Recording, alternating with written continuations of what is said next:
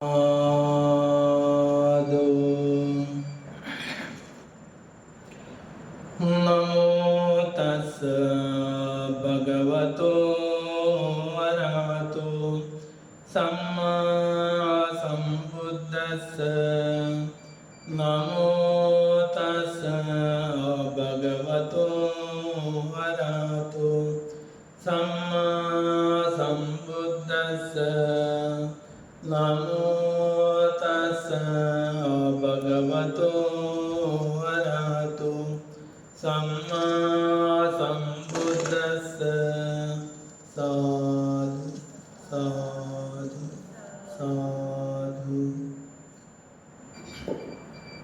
दयेचे आगर, करुणेचे महासागर, विश्वाला शांती देणारे तथागत भगवान बुद्ध, तसेच त्यांचा सुविख्यात असणारा हा सद्धम्मावर आरूढ असणारा सदा पूजनीय श्रावक संघ, या तीनही रत्नाला माझे त्रिवार वंदन. तसेच माझे गुरुवर या आचार्य उपाध्याय यांना सुद्धा माझे त्रिवार वंदन. आजचा हा उपोषताचा दिवस आहे. सकाळी आपण उपोषताबद्दल प्रवचन ऐकलेलंच आहे. आज उपोषताच्या दिवशी आपण दान कर्म केलेलं आहे. तर भगवान बुद्धाने म्हटलेलं आहे, दानम अलंकारं लोके, दानं दुःगती निवारणं, दानं सग्गस्य सोपानं, दानं शुभं करणं. दान गृहस्थांसाठी एक मौल्यवान अलंकार आहे, दागिना आहे. दानं अलंकारं लोके, दानं दुर्गती निवारण. दान हे आपल्या दुर्गतीचं निवारण करत असतो, कधी दुर्गती होऊ देत नाही.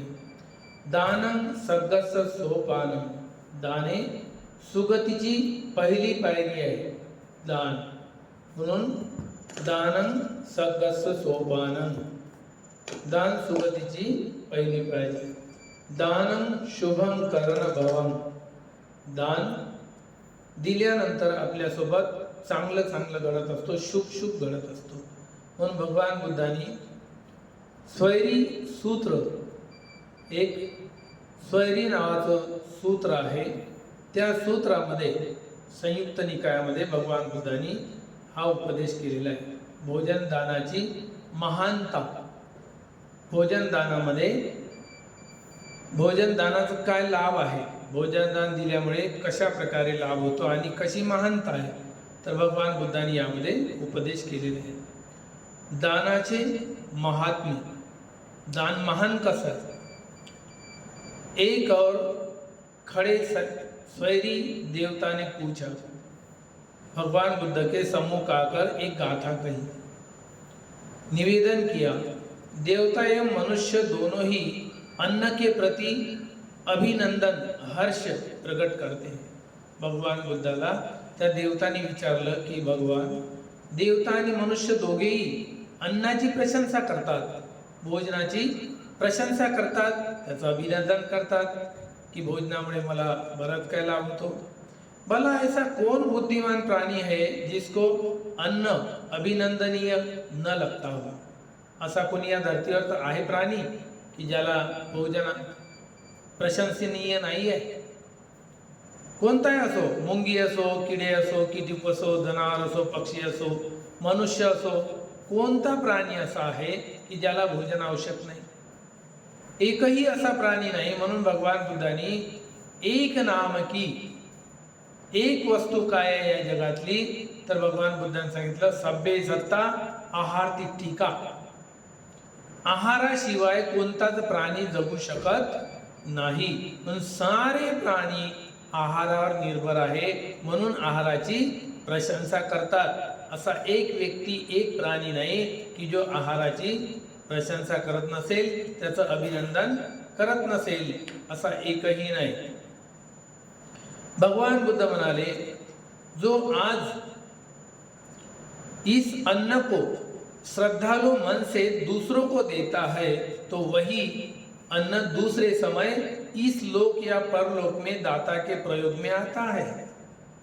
भगवान बुद्धांनी काय सांगितलेलं आहे की जो कोणी वस्तू, व्यक्ती आपल्या जवळचं अन्न श्रद्धायुक्त चित्ताने तो दान करत असेल तर या जन्मात किंवा दुसऱ्या जन्मात, कोणत्याही जन्मात जिथे आपण जन्माला येऊ त्या ठिकाणी परलोकामध्ये सुद्धा आपल्याला त्या अन्नाचं फळ, दान दिलेल्या पुण्याचं फळ त्या अन्नाच्या रूपामध्ये पुन्हा वापस मिळतो.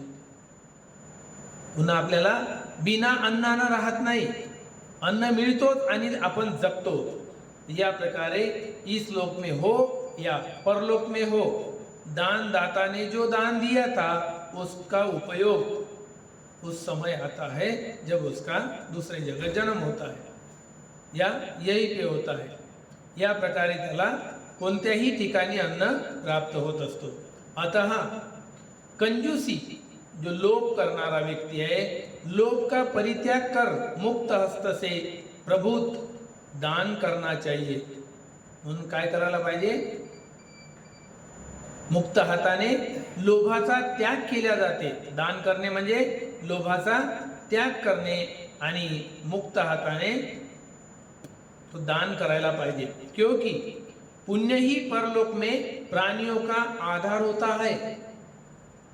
परलोकामध्ये जेव्हा आपला आता इथं मनुष्य जीवनात आहोत आणि इथून जर पुढच्या जन्मात पुढे गेलो, देवलोकात म्हणा, तिर्यक लोकात, नरक लोकात, असुर लोकात, प्रेत लोकात, कोणत्याही लोकामध्ये आपला जन्म हो, परंतु अन्न मिळतो. का? कारण अन्न दानाचं बीज जे आपण इथे टाकलेलं आहे, कधी ना कधी फळ तर येणारच आहे. म्हणून भगवान बुद्ध म्हणतात की कोणत्याही ठिकाणी जाओ याचा परिणाम येतो. प्राण्यांचा आधार आहे. आता दिलेलं दानाचं पुण्य भविष्य काळामध्ये तो आपला आधार आहे. देवता म्हणाला, बनते आपका वचन आश्चर्यमय है. आपका वचन तो अद्भुत है. खरंच तुमचं वचन योग्य आहे, आश्चर्य है, अद्भुत है.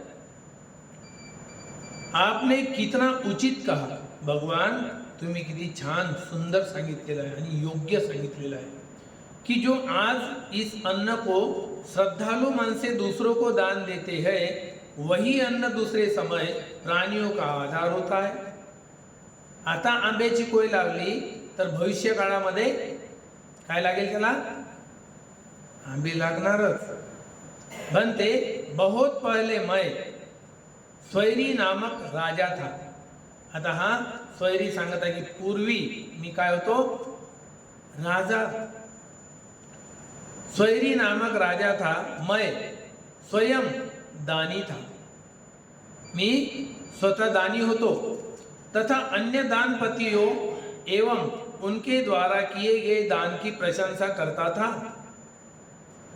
असा काही लोक असतात, असे गरीब निर्धन असतात, त्यांच्याजवळ दान करण्यासाठी काही नसते, तरी पण त्याचं पुण्य होते. कसं होते? जरी त्याच्याजवळ काही दान करायला नसेल तर कम से कम दान देणाऱ्याच्या वस्तूला जर हात लावला, दानामध्ये सहभागी झाला. जर त्याने हात नाही लावला, दूर उभा राहिला, पण दानाच्या देण्याला बघितलं त्यानं आणि मनामध्ये असा विचार केला, उत्तम उत्तम उत्तम, छान छान, खूप छान, साधू साधू साधू, या व्यक्तीने जे दान दिले ना, तो पुण्यकर्म केलं. फक्त त्या दानाची प्रशंसा जरी केली तरी तो दानाचा भागीदार बनला.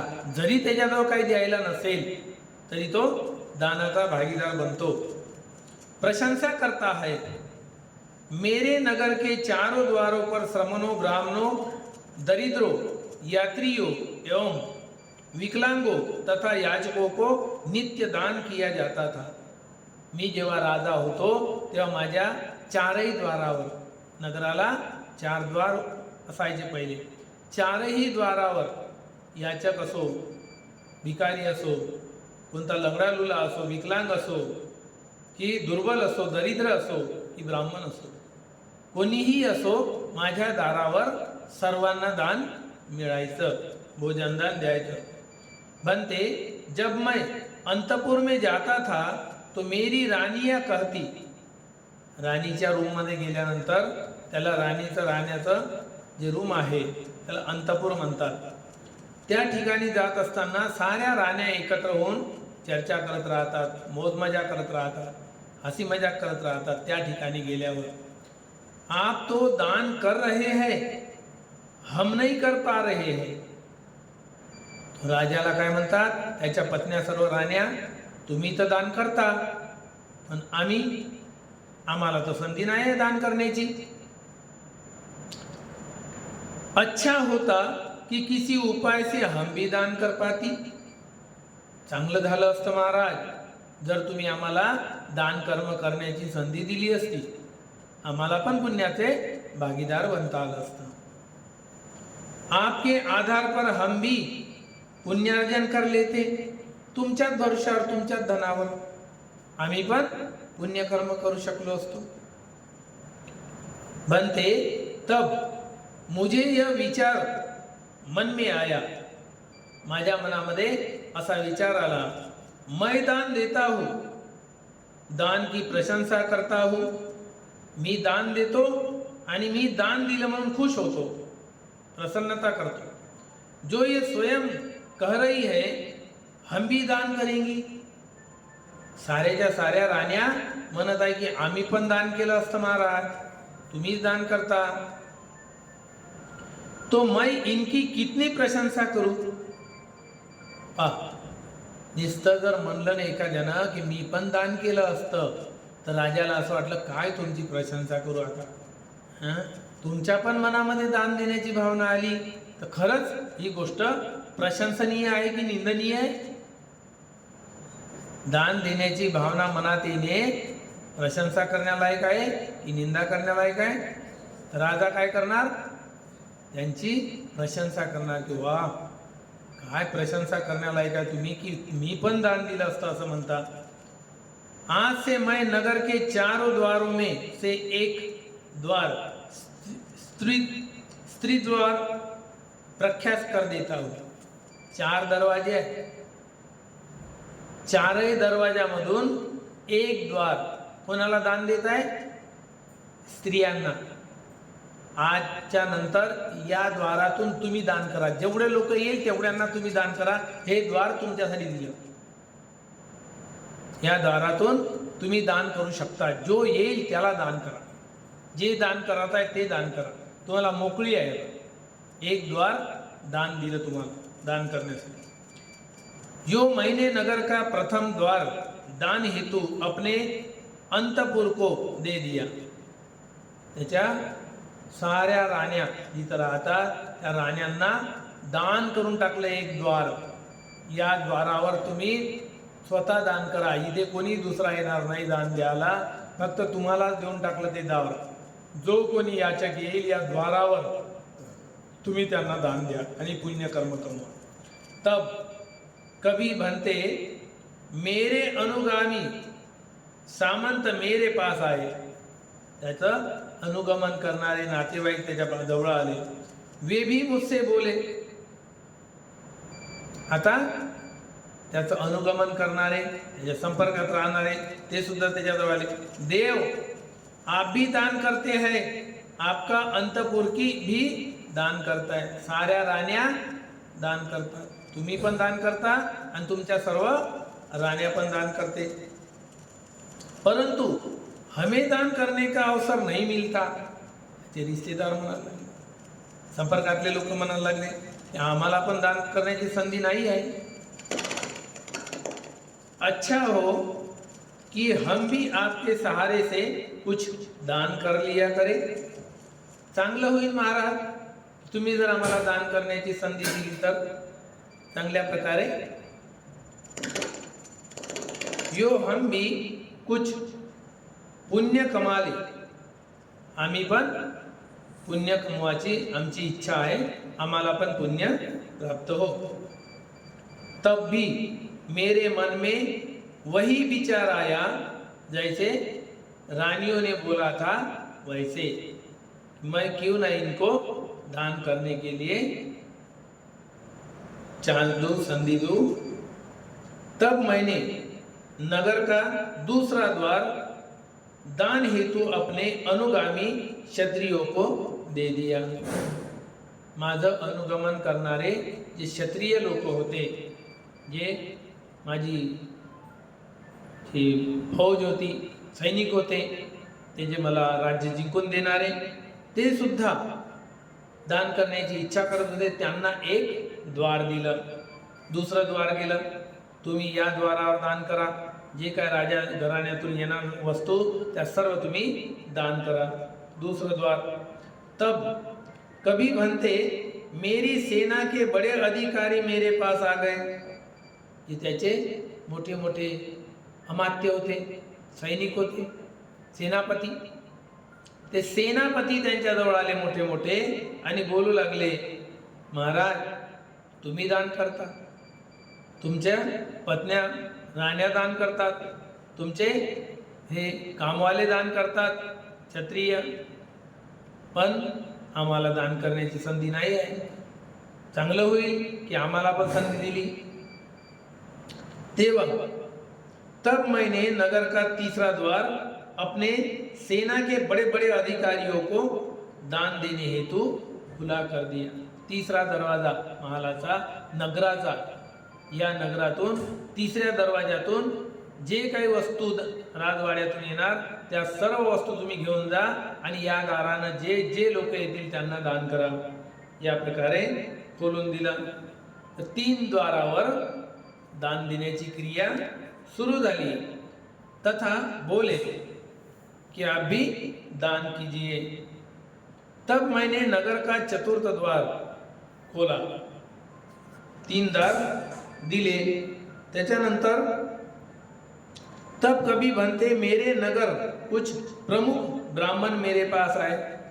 जे लोक ज्ञानी विद्वान होते, थोडे नगरातले चांगले पंडित, अभ्यासात तरबेज असणारे, ते लोक माझ्याकडे आले आणि म्हणाले, तुम्ही दान करता, तुमच्या राण्या दान करते, तुमचे क्षत्रिय सैन्य दान करते, त्याच्यानंतर तुमचे मोठे मोठे अधिकारी सेनापती दान करते, आणि आम्हाला दान करण्याची संधी नाही महाराज.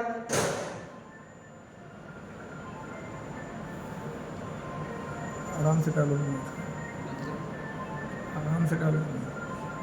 तब मैंने नगर का चतुर्थ द्वार उन विद्वान लोगों के लिए, गृहपतियों को दान हेतु दे दिया. तब दान के लिए मैंने चौथा भी दरवाजा खोल दिया.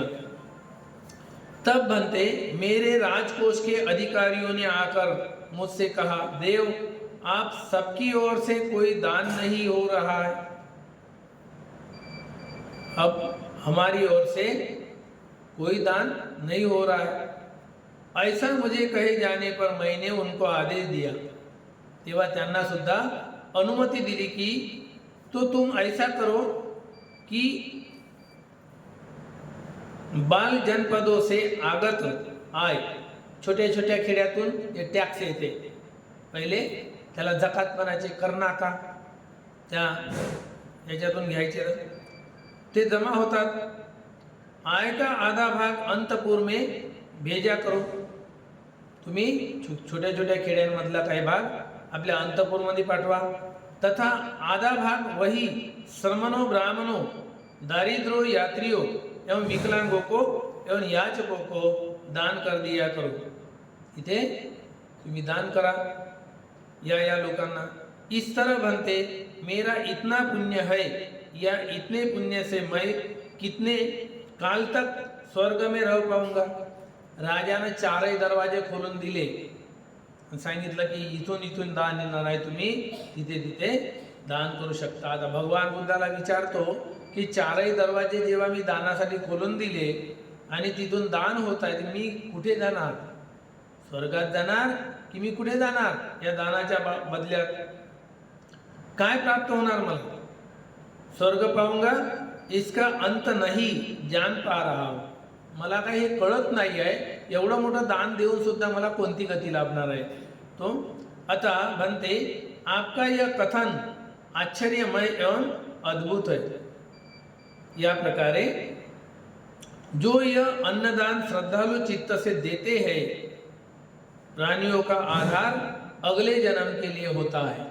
भगवान बुद्धांनी सरळ सरळ सांगितलं की या जन्मात जर दान केलं तर निश्चितच पुढच्या जन्मामध्ये तुम्हाला त्या दानाचं फळ सुगतीकडे घेऊन जाण्यासाठी मदत करत असतो.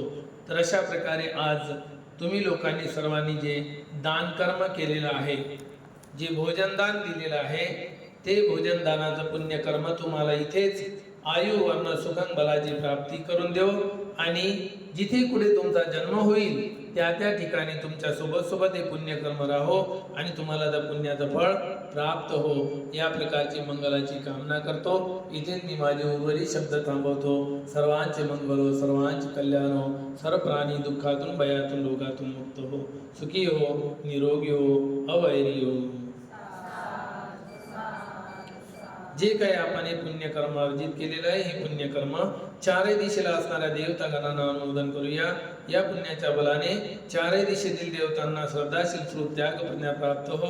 बुद्धाच्या शास्त्रामध्ये उत्तम 4 आर्य सत्य साक्षात करण्याचे भाग्य मिळो. यानंतर या पुण्यकर्मातला काही वाटा आपण त्या लोकांना अनुमोदन करूया. हे तुम्ही दान देऊन पुण्य अर्जित केलं, हे तुमच्याजवळ आहे, परंतु आता जे तुम्ही दान वाटणार आहे, पुण्य वाटणार आहे, मायाबापांना, ज्ञातिगणांना, गुरुजनांना, आचार्यांना, देवता लोकांना, बिमार लोकांना, अशांत लोकांना, जे जे लोक तुमच्या संपर्कात आहे आणि जे अदृश्य आहे, मरण पावलेले, त्यांच्यापर्यंत सुद्धा हे दान जातो, दानाचं पुण्य. म्हणून तुम्ही जेवढं आतापर्यंत पुण्य अर्जित केलेलं आहे ते वितरण करणे म्हणजे पुण्यानुमोदन. या प्रकारे तुम्ही आता पुण्य हे दुसऱ्यांना देणार आहे. तर या पुण्याचा भाग आपण सर्व प्राणी मात्रांच्या हितासुखाकरिता अनुमोदन करूया. या पुण्याच्या बलाने त्यांना श्रद्धाशील श्रुत त्याग प्रज्ञा प्राप्त हो. बुद्धाच्या शास्त्रामध्ये उत्तम 4 आर्य सत्य साक्षात करण्याचे भाग्य मिळो.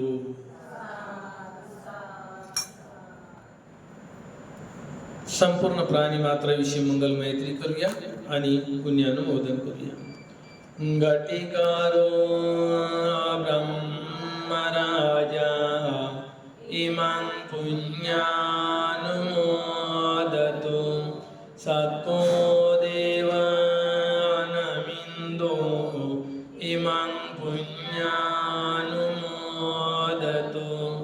विश्वकर्मो देवपुतो इमं पुण्यानुमोदतु